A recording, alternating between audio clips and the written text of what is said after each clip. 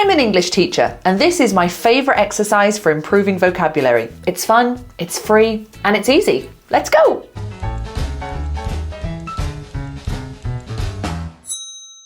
Today I'm going to teach you one simple exercise. All you need is your voice and YouTube. And I know you have YouTube because you're watching me on YouTube right now. In this video we're going to do the exercise together so I can show you exactly how to do it, but after that you can do it on your own without a teacher.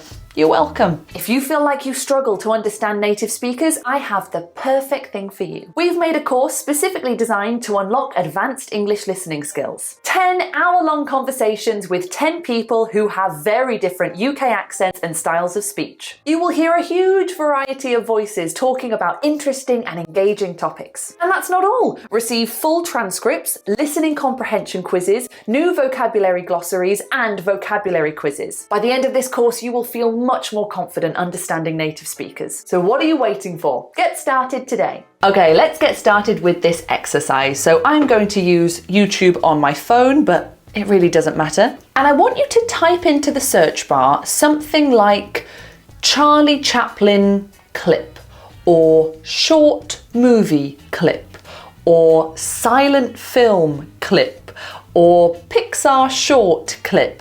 Ideally, I want you to find a video that is about 3 to 5 minutes long that has a story to it, and it would be great if there wasn't speaking in it, but it doesn't matter if there is, but the really good ones are the ones without speaking. I will provide a whole list of the videos that I suggest for this exercise, videos that I think will be really good, and it will be on the PDF that the members are getting for this video. So if you want that PDF, make sure you become a member. So I'm going to type in Charlie Chaplin clip. Okay, so the first thing I want you to do is I want you to watch the first 30 seconds. It doesn't have to be exactly 30 seconds, but roughly 30 seconds. So let's watch it together.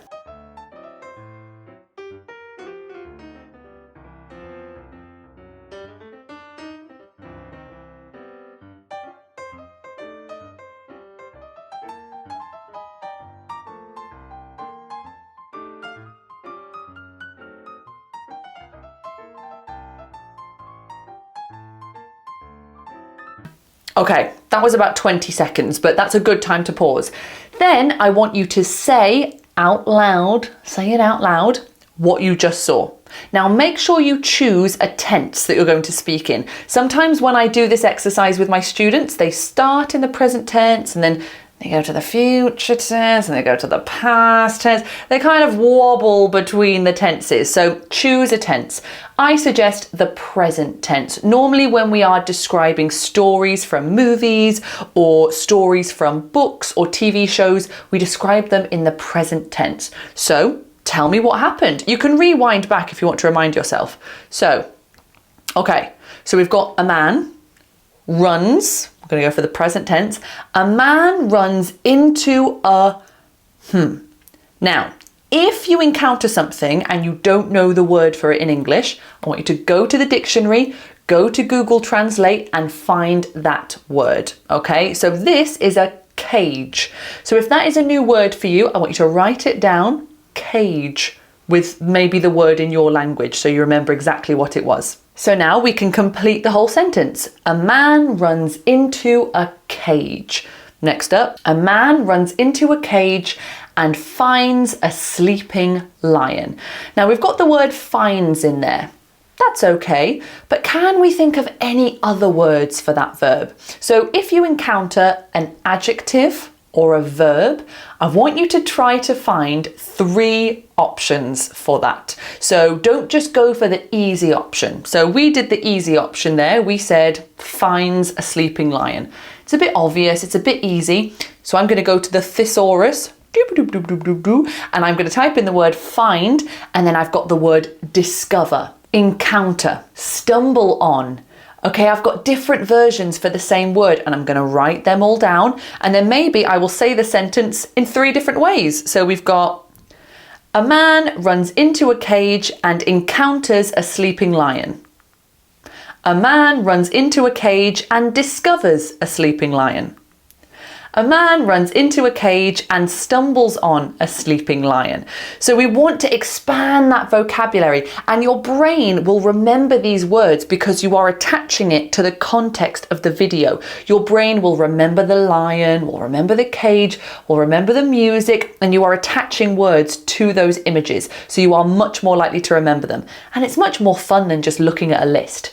So let's carry on. Let's watch the next part. Okay, right. So the obvious thing to do here is to say he walks away from the lion. But walks isn't very specific. He walks away from the lion. Okay. That's not exactly what he's doing. He's not just walking. I want you to be specific. Don't just go for the easy option. Be as specific as you would be in your native language. What is the perfect word? Find it and write it down. So the perfect word for what he's doing is tiptoe.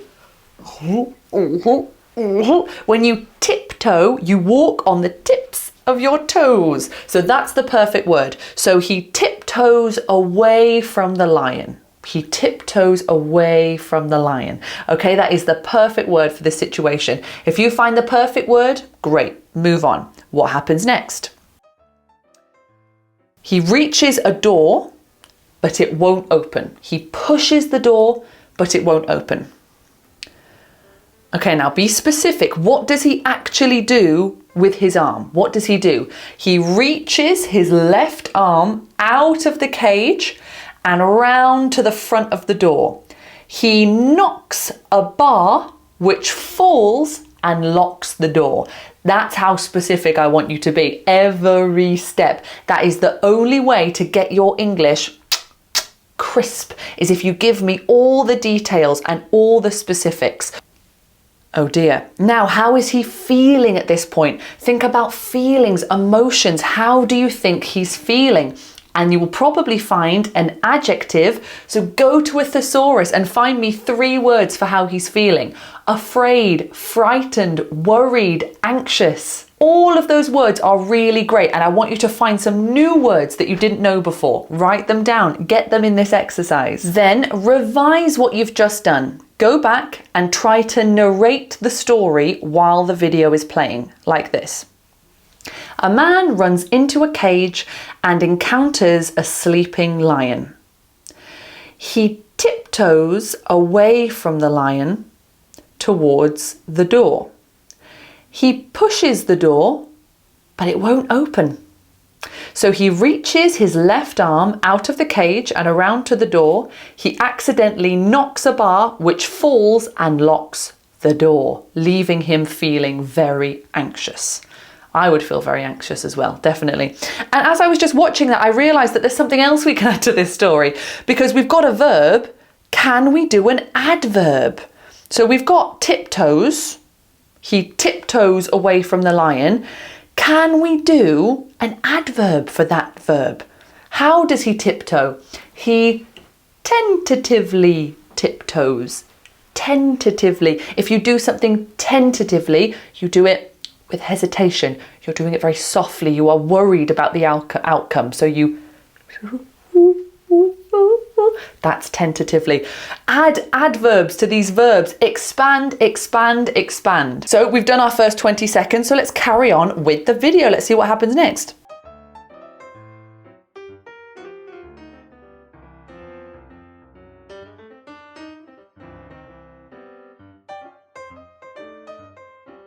Okay, so what was that? What was the specific action? Specific, specific, specific. So what do you think? See if you can get it before I say it.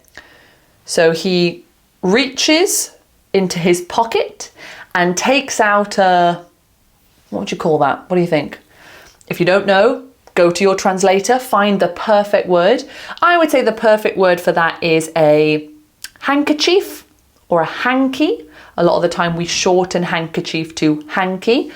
Or a silk scarf. Maybe it's posher than a handkerchief. Maybe it's a silk scarf. Oh, I would say a handkerchief. And what does he do with the handkerchief? What does he do with it? He waves it.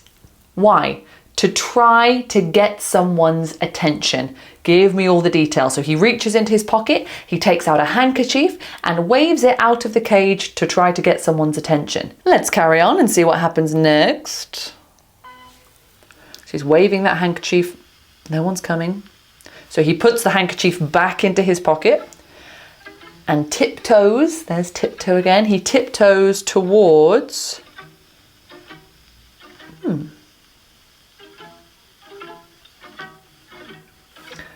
Okay, now, specific. The easy thing to do here is to say a door. He tiptoes towards a door. But is that a door? Is that the best word we can think of? In your language, would you just say door? Maybe you would.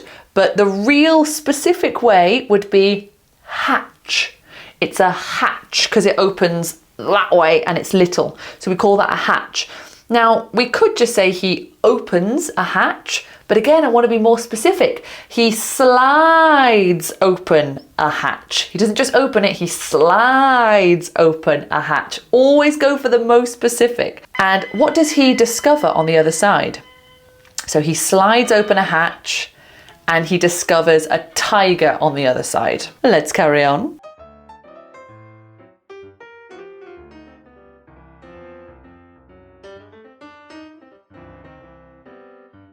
Whoa. Right, okay, so what is that first of all? What is it? That thing on the shelf, what would you call it? What would you call it? What's the specific word?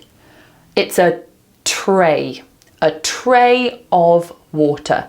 So you could say there is a tray of water on a shelf, and when Charlie stands up, he accidentally knocks it off the shelf. To knock off, to accidentally hit something and make it fall off a surface. So he accidentally knocks the tray off the shelf. But does it fall?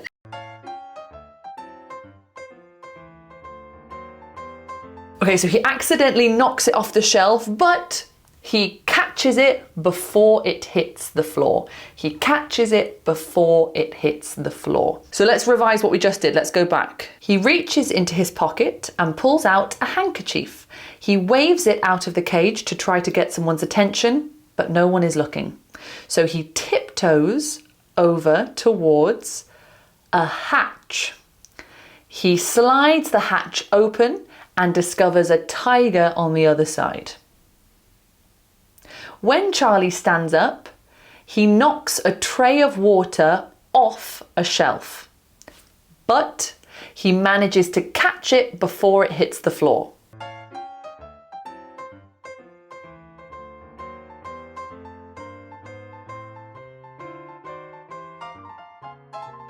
Okay, new character.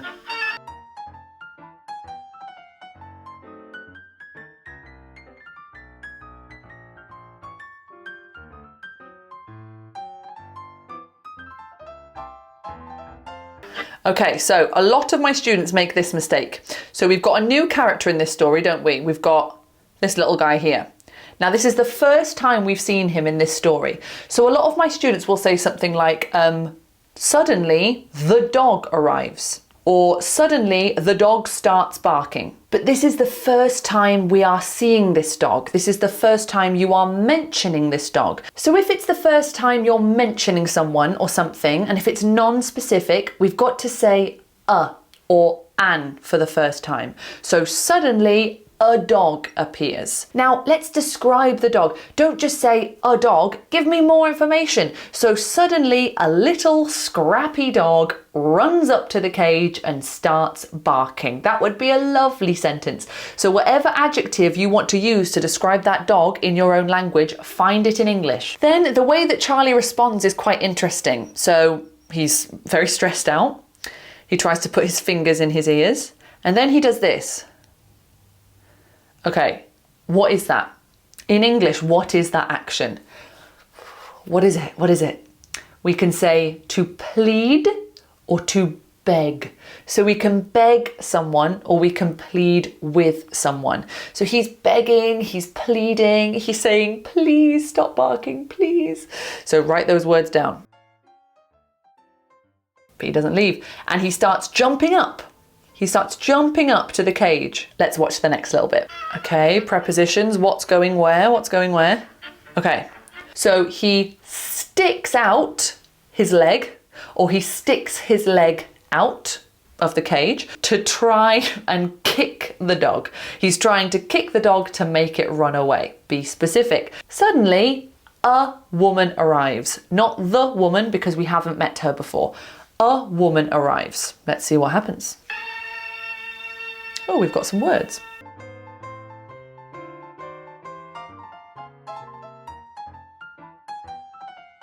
Okay, what happened? What did she do? So he says, open the door quick, and she faints. In the UK, we say faint. In the US, they say pass out. So she faints or passes out.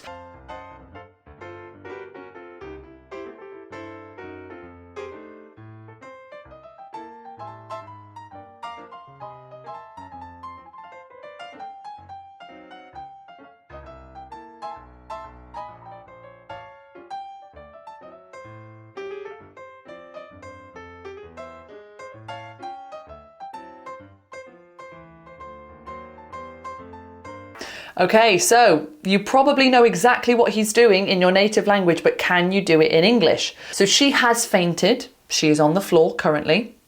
He picks up the tray of water and starts, you've got two options. He starts splashing the water onto her, splashing the water, or you could say he starts flicking the water onto her. So splash we only use for water. So if you are splashing water, you are trying to get water on someone.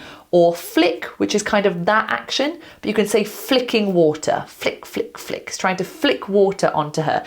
That's so much more specific and so much better than putting water on her. You know, that's so much more specific. Splashing water, I know exactly what that means. Or flicking water, I know exactly what that means. But it doesn't work. She hasn't woken up. Now, the lion at that point, he wasn't waking up. He was doing this. This was yawning, but also just moving a little bit. So when you are sleeping and you move a little bit, you're not waking up, you're just having a little movement, we say you are stirring, to stir. So the lion stirs, but then he wakes up.